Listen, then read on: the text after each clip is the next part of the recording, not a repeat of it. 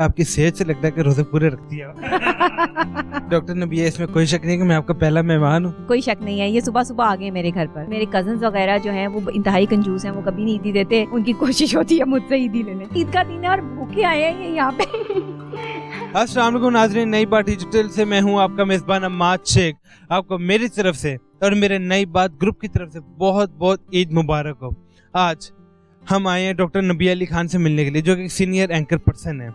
तो उनसे पूछते हैं कि उनकी ईद कैसी गुजरी। आइए चलते हैं। तो इस वक्त हम मौजूद हैं एक सीनियर एंकर डॉक्टर नबिया अली खान के साथ। अस्सलाम वालेकुम। वालेकुम अस्सलाम, कैसे हैं आप? डॉक्टर नबिया, ईद मुबारक। खैर मुबारक। कैसे हैं आप? अल्लाह के शुक्र, मैं बहुत ठीक हूँ। डॉक्टर नबिया, आप कैसी हैं? आप बहुत ठीक है, मैं भी बहुत ठीक हूँ। डॉक्टर नबिया, आपको कैसा गुजरा आपका रमज़ान, पहले तो मुझे ये बताएं।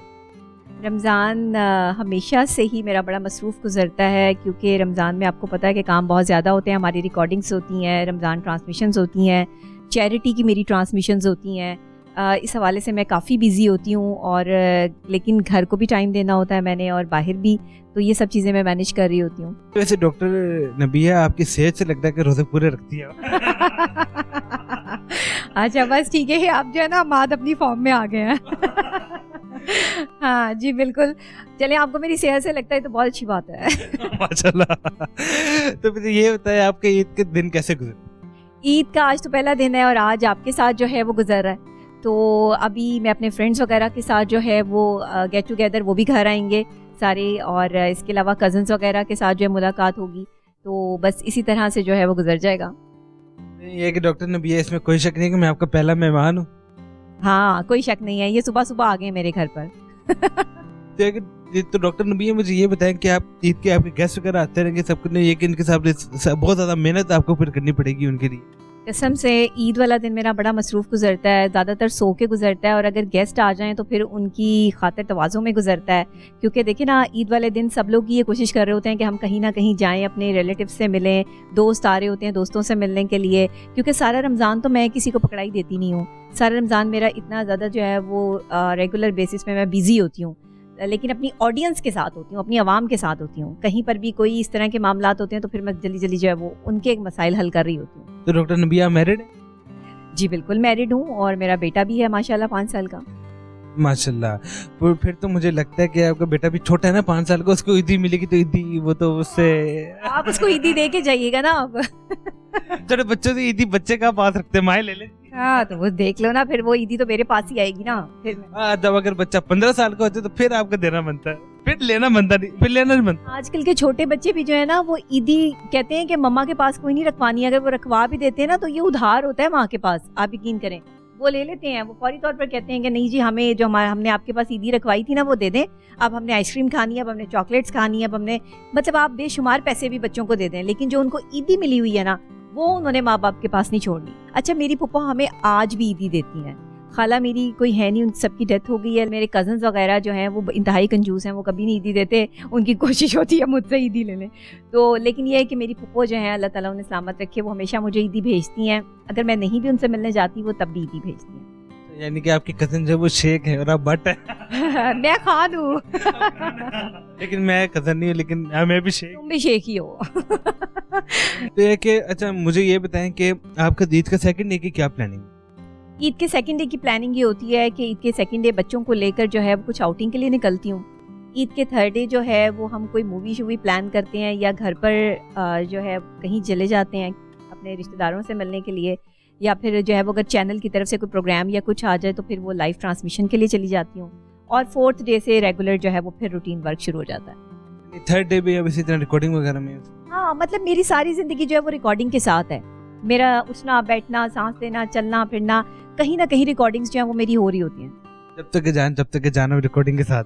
यस, ये कैमरा, ये माइक, और आप जैसे लोग सब दोस्त हैं, अल्हम्दुलिल्लाह, अल्लाह का शुक्र है। मेरी ऑडियंस के साथ जब तक मैं ईद ना मनाऊं, चांद रात ना मनाऊं, जब तक मैं अपने व्लॉग्स ना करूं, जब तक मैं अपने सोशल मीडिया पर, अपने टिकटॉक अकाउंट पर या इंस्टाग्राम या इधर उधर जो है वो ना आऊं, तब तक मुझे सुकून नहीं मिलता। अब मुझे ये कि आप बताएं कि आपको शुरू से अपनी लाइफ में एंकरिंग का शौक था या कुछ और भी करने का शौक?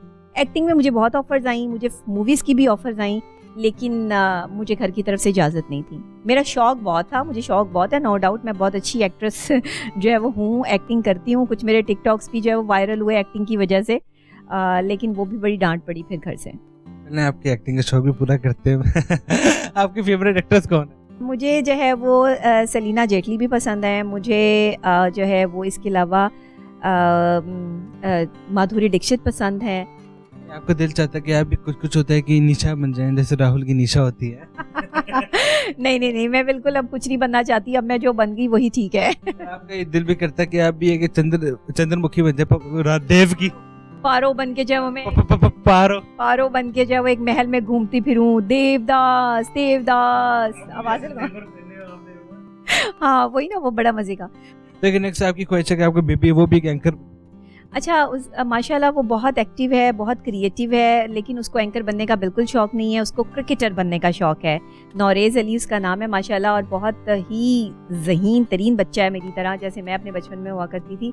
लेकिन वो कहता है कि मम्मा मैंने आपकी तरह डॉक्टर भी नहीं बनना और मैंने आपकी तरह एंकर भी नहीं बनना, मैंने पाकिस्तान का नाम रोशन करना है, मैंने एक बड़ा जो है वो स्टार बनना है, क्रिकेटर बनना है।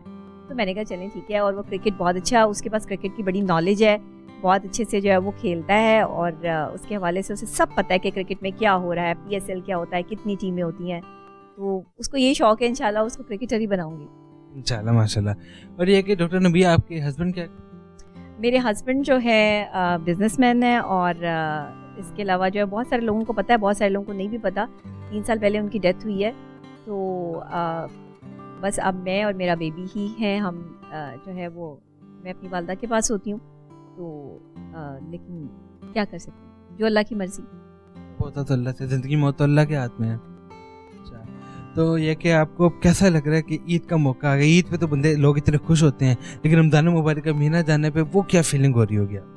देखिए, रमज़ान में जो बरकतें, जो रहमतें होती हैं ना, वो इंसान समेटते समेटते थक जाता है। आपके दस्तरखान कुशादा हो जाते हैं, अल्लाह ताला इतनी नेमतें देते हैं आपको, आप अपने घरों में सजाते हैं, इफ्तार सहर दोनों को जो है वो मतलब इस तरह से सेलिब्रेट करते हैं।